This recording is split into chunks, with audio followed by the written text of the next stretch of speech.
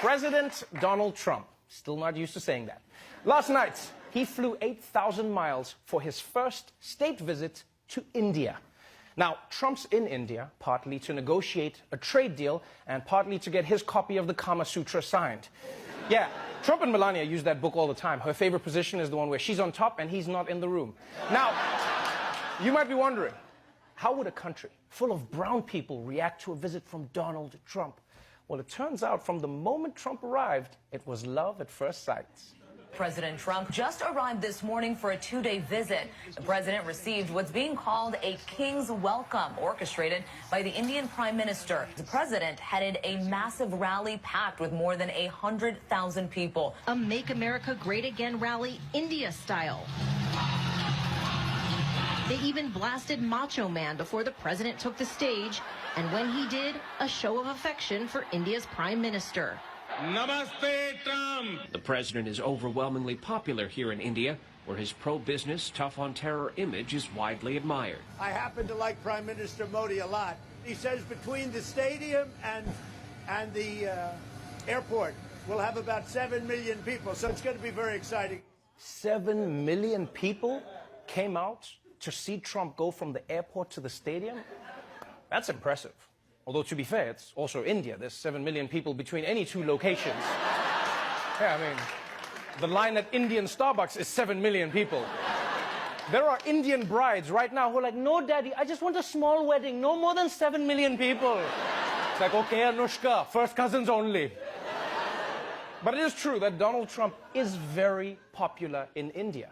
Right? Some like him because of his anti-Muslim rhetoric. Some like him because of his business savvy. And all of them like him because his skin looks like tikka masala. And since India is so fond of President Donald Jaipal Trump, they pulled out all the stops for his visits. At India's famous Taj Mahal, workers paint, spruce and polish. Roads are renovated. And nearby, the Yamuna River rises as millions of litres of water are released to cover its foul, polluted smell. Preparations included a hastily built wall that critics say was meant to block the view of a slum, keeping thousands of poor people out of sight. Yeah, India is trying so hard to impress Trump that they're building new roads, cleaning up dams, and even building a wall to hide their slums. And you know Trump's got to love that. He's just like, you see, they built a wall, and I haven't seen a single Mexican. It works, folks. Now, India cleaning its rivers and streets for Trump might seem extreme, but if you think about it, this is basically what guys do whenever a girl says she's coming over, right? Yeah, you make the bed, pick up your clothes, hide all your junk in the closet, then she calls and says she can't make it, and you're like, damn it, so I flushed the toilet for nothing? So clearly, India is trying to give Trump a memorable experience. There was, however, one tiny culture clash that Trump had to deal with.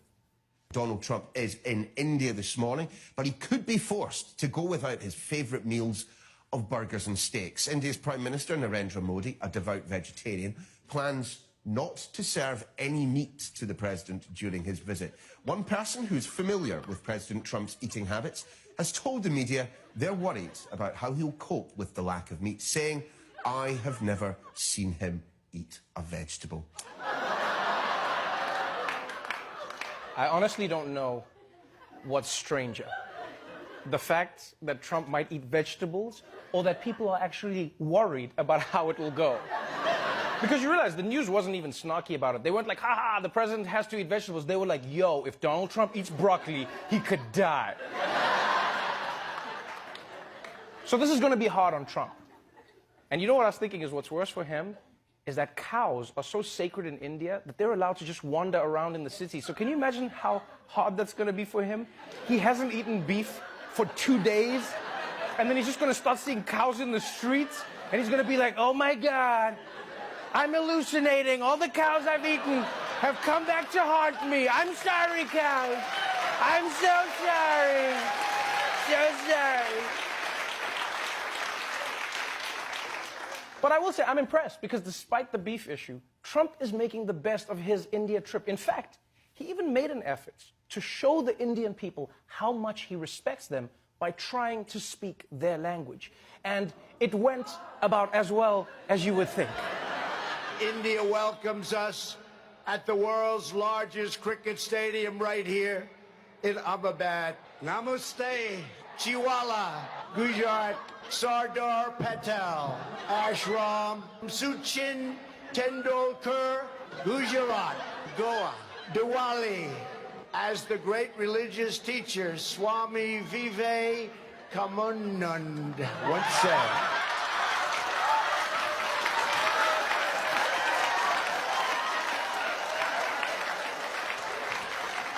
Oh, man. Oh, even if that pronunciation was right, that facial expression was so wrong. That looked like the most exercise he's gotten in decades. Just like, come on. All right, that's my steps for the day. I'm done. Oh, man.